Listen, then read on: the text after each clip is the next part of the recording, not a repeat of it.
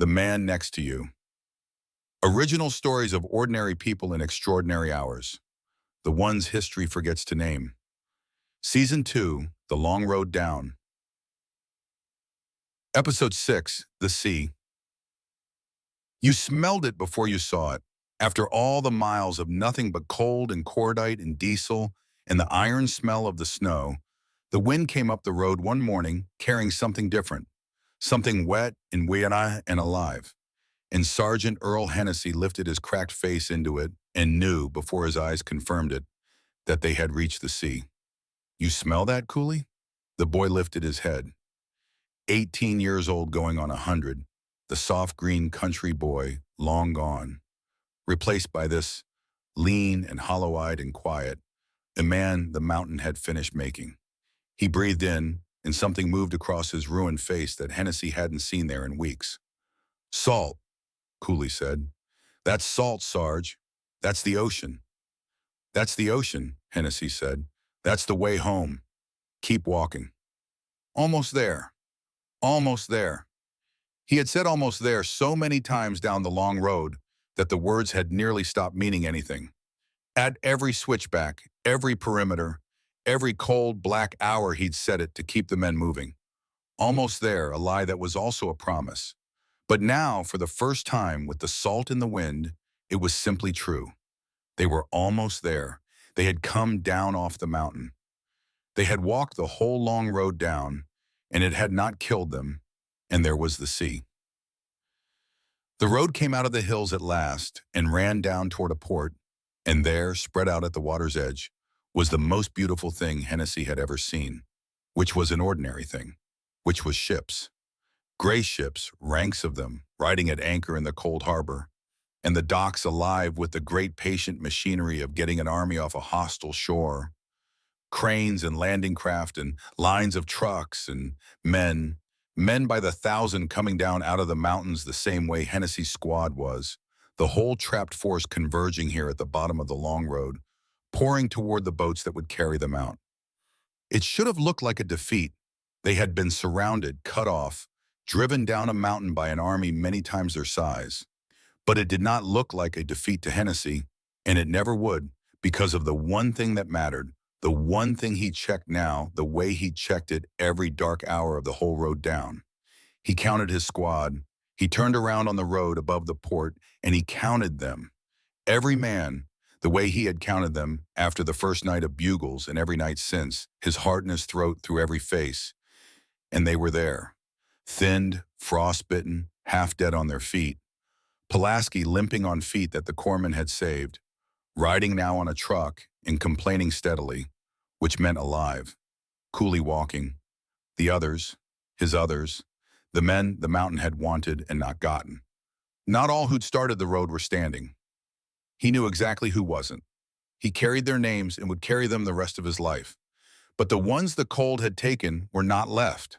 That was the thing. That was the whole thing. They were coming down off the mountain too, carried, wrapped, on the trucks, because that was the promise. That was the only deal there ever was up here. We bring everybody out, walking, carried, or frozen. Nobody stays on the mountain for the cold to keep, and they hadn't. Hennessy had kept the promise. The division had kept the promise. They brought everybody out. Standing on the road above the sea, waiting his squad's turn for the boats, Hennessy watched the whole long road empty itself onto the docks, and for the first time he saw the shape of the thing he'd been one small part of. Saw all the pieces that had kept them alive, converging now at the water like tributaries reaching a river. He watched the trucks come down, full of wounded, driven by exhausted men who'd run the one lane south through the ice and the dark and the fire over and over. And he remembered a truck on a switchback in the night, a young driver who'd called out, "Y'all want to throw the wounded any room?" And he'd waved him on. And he thought now, with a pang, I never got his name. He kept my wounded alive, and I never got his name. That was the road. You never got the names. He looked up, and high over the harbor, a flight of fighters crossed, gull-winged, heading out to the carriers offshore. And Hennessy thought of a perimeter that should have been overrun, of a slope that had been flowing downhill with the enemy, until fire came down out of the sky 50 meters off his own panels and broke the assault and saved every man in his ring.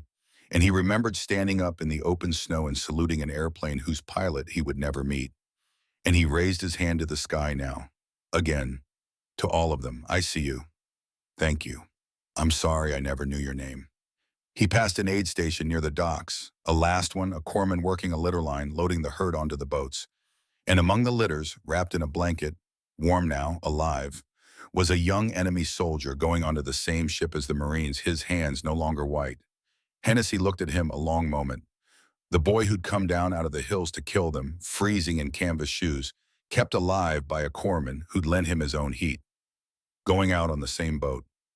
Hennessy felt the complicated thing he'd been feeling since the first night, since the slope full of freezing boys somebody's army had thrown up a mountain with a bugle and no gloves, that the cold had never cared whose side anybody was on, that it had wanted them all the same, and that the only thing in all that white that had ever stood against it was men lending each other their warmth, friend and enemy both. The boy caught Hennessy looking. Neither of them had words the other knew. The boy lifted one hand an inch, and Hennessy lifted his back. And that was the whole treaty, more real than anything that would get signed by anybody. And the bridge, somewhere behind him, up in the pass, was a gorge with a bridge lying broken in the bottom of it. A bridge that had been caught out of the sky in the dark and built 2 spans wide over a 1,000-foot hole by a man Hennessy had crossed without ever seeing. A builder standing at the center of his own work, telling the world it would hold.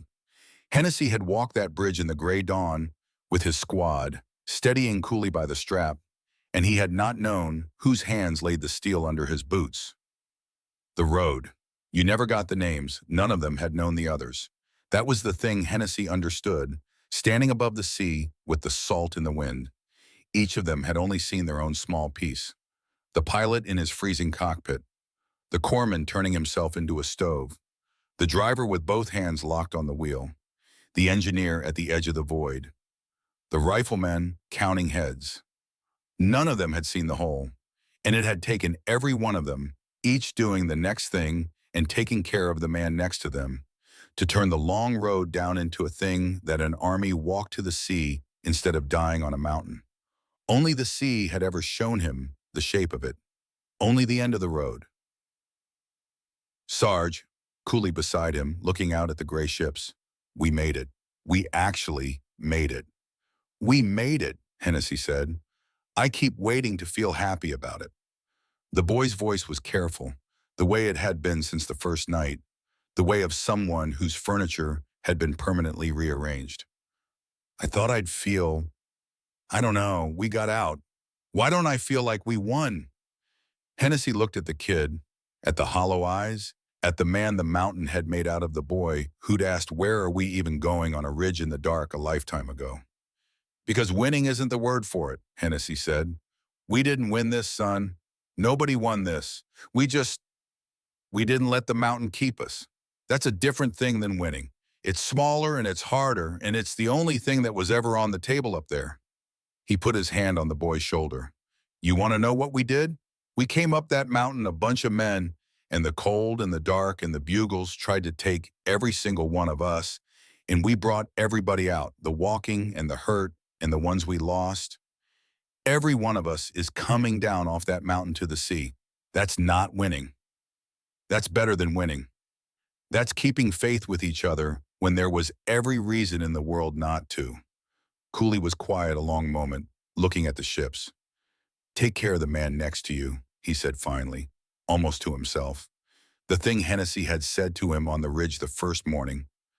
The thing he'd said down every mile of the road. You were listening, Hennessy said. All the way down, Sarge. I was listening all the way down. Good. Hennessy turned his face to the sea, to the gray ships, to the way home. Then maybe the whole thing was worth it after all.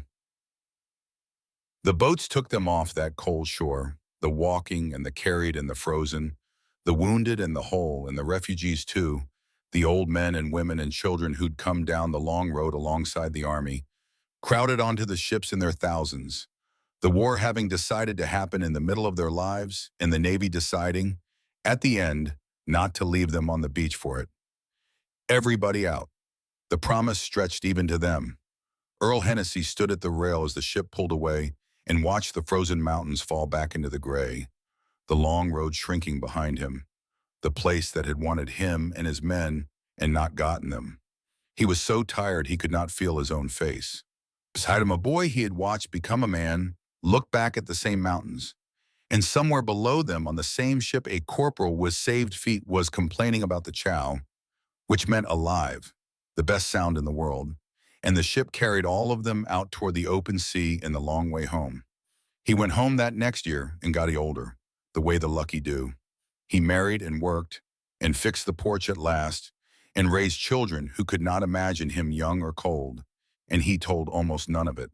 But on the winter nights, the hard cold ones, the whole thing would come back to him at once the way it had unrolled along that road down to the sea.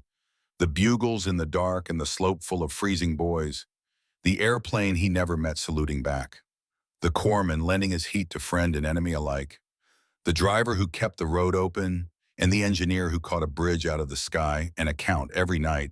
Every face we bring everybody out. He would lie awake in the warm dark and feel the cold of it still in his bones.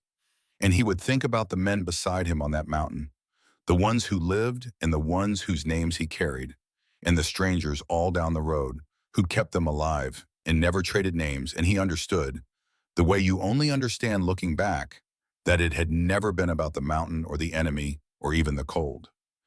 Take care of the man next to you, he'd think, an old man in the warm dark, listening to the wind. That was the whole road. That was the whole of everything, really. You've been listening to The Man Next to You. These people are fictional. What they carried was not. This was the final episode of Season 2, The Long Road Down. Thank you for walking the whole frozen road down to the sea with me. Until then and always, take care of the man next to you.